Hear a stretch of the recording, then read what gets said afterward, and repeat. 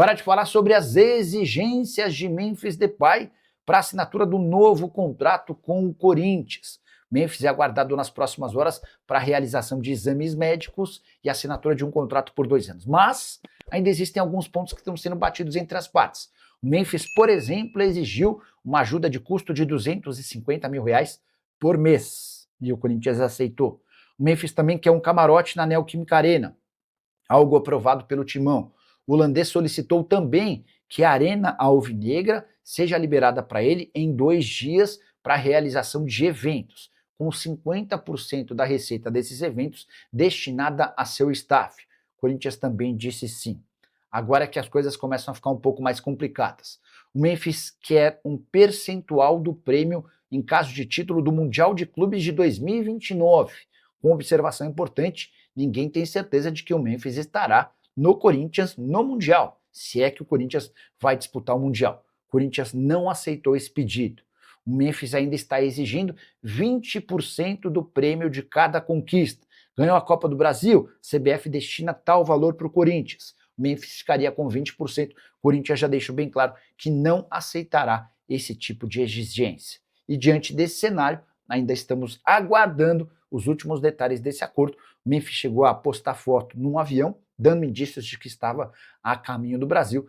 Semana absolutamente decisiva sobre o tema Memphis Depay. Importante registrar que as informações sobre os privilégios e exigências feitas pelo Memphis foi divulgada pelo site Gazeta Esportiva. O Corinthians avalia com o departamento jurídico, e a gente vai saber isso ao longo do dia. O Corinthians voltou ontem de Porto Alegre, já na madrugada, avalia entrar com um pedido, uma reclamação formal, uma representatividade ali na comissão de arbitragem, né?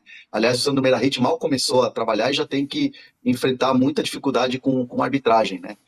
Ontem foi a mesma arbitragem do jogo da quarta-feira passada entre Corinthians entre Vitória e Palmeiras, e aí ele já apitou o jogo do Corinthians, mas a escala da CBF para a Copa do Brasil já estava feita, e aí o Marcelo Paz cobra bom senso. Se o árbitro foi centro de uma polêmica, né, no jogo da quarta-feira, deveriam preservar um jogo importante, decisivo do fim de semana, na visão do Marcelo Paz, na visão dos bastidores do Corinthians. Então, assim, eles vão alegar duas situações. A primeira, o pênalti no Matheus Bidu, né, no lance em que o Corinthians até posta isso nas redes sociais, a imagem atrás do gol que é feita pela equipe de mídias sociais do Corinthians.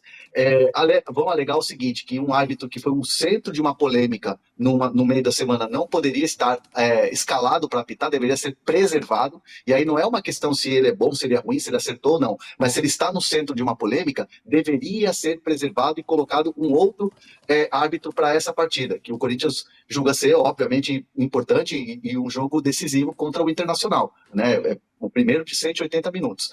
E teve toda aquela confusão no final envolvendo os jogadores e o árbitro da partida. Eu vou começar aqui trazendo a minha visão como repórter ali no campo, porque acaba o jogo e vem o Garro, que ontem foi o capitão, para entrevista. Na saída de campo, o Hugo Souza, que era um dos mais transtornados, um dos mais irritados e incomodados com a questão da arbitragem, ele vem na minha direção e fala, tem que falar aí o que o árbitro disse para o Matheus. E aí o Garro, tipo assim, acha também que é com ele e vai perto. E eu abro o microfone no meu instinto e falo, Hugo, o que aconteceu? O que o árbitro disse? E aí chega de comissão técnica, de assessoria e tal, e tira meio que o Hugo, e o Hugo sai e não fala, né? Sai esbravejando e não fala. O Garro, na entrevista, não fala o que o árbitro disse que o incomodou, e eu disse qual foi o que ele disse que te desrespeitou, Garro. E ele falou, não vou falar, porque se eu falar eu posso ser punido. Alô, teste, teste, ele 1, 2, 3, ele 1, até 2, pode, 3, ele até teste, diz teste. que pode ser expulso e tal, mas ele usa o termo expulso, mas é punido. O que aconteceu foi o seguinte, aí logo depois da partida, 2 pessoas que estiveram no vestiário, que estiveram depois conversando com os jogadores, me disseram o seguinte, o que revoltou o Hugo Souza, o que revoltou o Garro e outros atletas, foi que o árbitro teria falado para o Mateuzinho algo nessa linha. Falar aqui dentro é fácil, falar aqui dentro você fala o que quiser, quero ver você falar lá fora. Algo do tipo assim, lá fora... Quero ver você falar, porque a história é outra. Tipo, meio que chamando pra briga, sabe? Exato. Então, isso causou para os jogadores algo do sentido assim, pô, que falta de respeito, chamar o jogador para sair no braço lá fora. Versão dos jogadores do Corinthians, né? Isso ficou claro na leitura labial do Gustavo Machado que ele colocou nas redes sociais dele, e era algo que já estava sendo falado ontem, depois do jogo, ali no entorno do vestiário, com duas fontes que eu conversei pós-jogo. Duas fontes que estiveram no vestiário e que conversaram com os atletas. Não sei se o Mateuzinho vai levar isso para frente.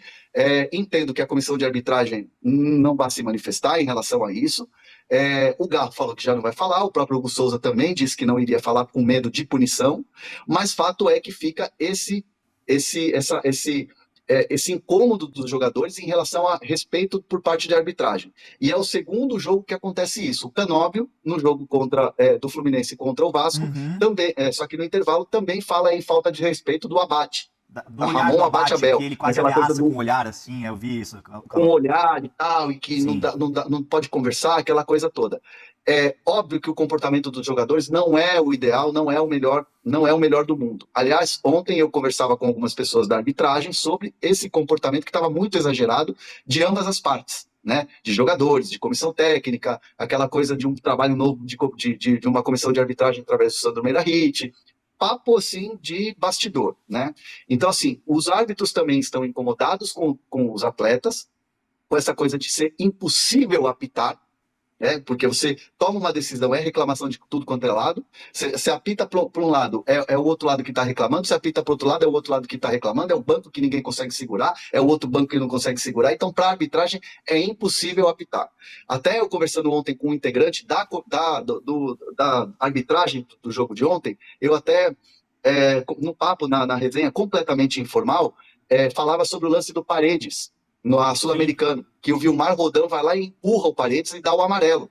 E empurra mesmo, dá uma catracada no Paredes, jogador de Copa do Mundo. Então, assim, tá exagerado, tá tudo exagerado para os dois lados. E nessa questão, ontem, ficou muito forte, muito latente ali, o incômodo dos jogadores do Corinthians com essa fala do árbitro que teria falado para o Mateuzinho algo do tipo, olha, vem cá, falar aqui é fácil, fala aqui dentro, quero ver falar lá fora. Sim. Então, assim, os jogadores de fato ficaram incomodados e se sentiram desrespeitados com essa fala. Para te passar mais assuntos do jogo de ontem, Hernan, deixa eu dar uma olhadinha aqui no chat. O Ramon Magalhães falou assim, o árbitro chamou, entre aspas, o cara pra porrada. Aí o outro pessoal fala assim, nada demais, falou da Tuev. O jogador xinga o árbitro o tempo todo. E aí o Eric da Silva falou assim, o jogador pode botar o dedo na cara do juiz e o juiz não pode falar nada? Então tá uma discussão aqui no nosso chat. E aí o Gabriel Florentin falou assim, vocês acham que o árbitro perdeu a mão de ontem? Eu acho que sim, mas pode falar, Hernan. Não, mas é isso aí. A discussão ela vai ser interminável, porque assim, eu não estou falando do jogo de ontem, mas eu já vi jogador falar assim, você é muito ruim, você é um brincalhão, vai lá e apita, você tem que segurar o jogo. Muitas vezes já ouvi ali na beira. Ali o campo fala muito. Comissão técnica, então, nem se fala, que a gente fica muito perto da comissão técnica, a gente ouve coisas, né? Então, assim, você tá de sacanagem, você tá de brincadeira, olha para os dois lados. O Dorival mesmo já pegou o óculos e tirou. Sim. E colocou assim, você quer meus óculos? E aí assim, vamos falar de questão de respeito e tal. Então, assim, existe muito isso. Se você achar tudo uma grande falta de respeito, cara, não vai ter rodada, não vai ter Copa do Brasil, não vai ter Libertadores, não vai ter nada, né? Então, assim, óbvio que o Mateuzinho está no direito de se sentir desrespeitado, o Hugo Souza está no direito de achar que o companheiro dele, aliás, os dois são muito próximos, de achar que foi desrespeitado e tomar as dores do companheiro, mesma coisa serve para o Garro. Então, assim, é uma situação que é uma discussão interminável. É uma discussão que, se a gente começar a falar caso a caso, a gente vai ficar num fala-fonte aqui de 24 horas. É bem complicada essa situação. Hernan, pra gente passar sobre mais assuntos sobre Corinthians, vamos subir o like aqui, pedir pra vocês deixarem o like, vai pergunta no chat, fica à vontade, a live quem faz são vocês. Eu quero falar sobre alguns temas, porque temos muitos no cardápio aqui sobre o Corinthians. Quero falar sobre transfer ban, porque a galera falou ontem lá, sem o Yuri Alberto, o Guinegão foi titular, informação que você antecipou antes do início do jogo, Guinegão como titular no Corinthians, não fez uma grande partida, assim como a maioria dos jogadores do Corinthians, porém, o elenco curto que o Corinthians tem faz ainda a torcida pressionar por reforço. E depois você pode entrar na questão do Memphis Depay. Mas o Corinthians, como está tratando o mercado com esse transfer ban ativo? Tem alguma prioridade? Que tal quanto antes para contratar? Como é que está o planejamento da diretoria, Hernan?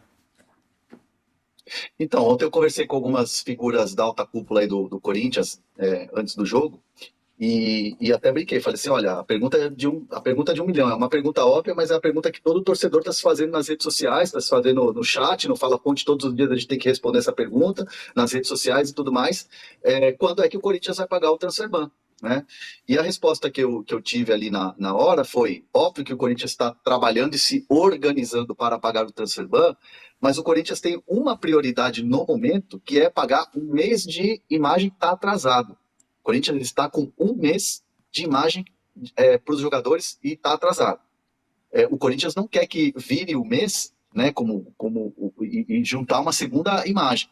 Então, assim, o Corinthians tem a prioridade de entrar um recurso, que deve entrar um recurso nessa semana, no máximo na semana que vem, um recurso importante no fluxo de caixa do Corinthians, e o Corinthians vai quitar, pelo que me garantiram ontem, quitar esse mês de atraso com os atletas. Depois vai dar a entrada e começar a pagar o transferban, né? Ou o que tem para pagar, né? É mais de um, né? E aí sim, a questão dos reforços fica muito nessa dependência de você fechar o transferban. O Corinthians está trabalhando com alguns nomes para reforçar. O Wesley está fechando, está a caminho do Cruzeiro. Falta só assinar. É um nome que o Corinthians já sabe que perdeu.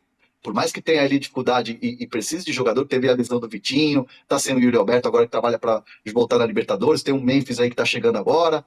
Então, assim, o Corinthians trabalha com alguns nomes, por exemplo, não tem um zagueiro canhoto, não tem um jogador de meio campo para ser alternativa ao Garro, quando o Garro de repente não tá jogando bem, ou então propriamente o Bidon.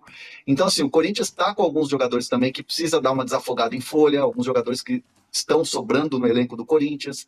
Então o Corinthians corre para tentar resolver isso, mas primeiro quer resolver a questão salarial. Um mês de atraso de imagem quer resolver antes de partir para transferban e aí sim poder inscrever esses jogadores. E tem a história do Wagner Leonardo, que eu tenho muito forte aqui em Porto Alegre. Né? O M. Dias perguntou assim, cadê o Memphis? Já vou lançar essa pergunta para o Hernan, mas essa do Wagner Leonardo, você falou da questão de um zagueiro canhoto, e casa bem com o que é o Wagner Leonardo, né? Zagueiro do Grêmio, que é canhoto, e você e o Bruno Andrade têm informações. Começou a sair muito nas últimas horas, nos últimos dias, que o Corinthians iniciou conversas, tentou a contratação do zagueiro Wagner Leonardo, que era do Vitória e está no Grêmio.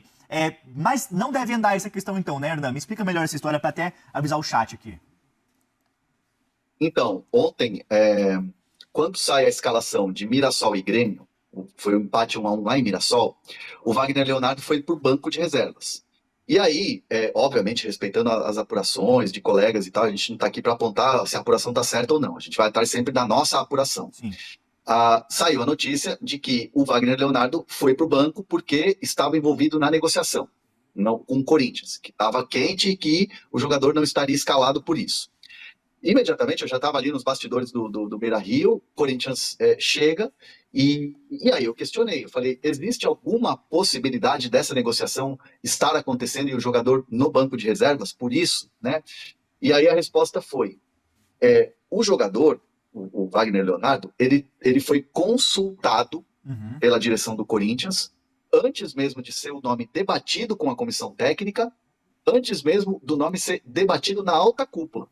Sabe aquela coisa do tipo assim, será que é uma oportunidade de mercado? Vamos ver. Pega o telefone, liga e consulta.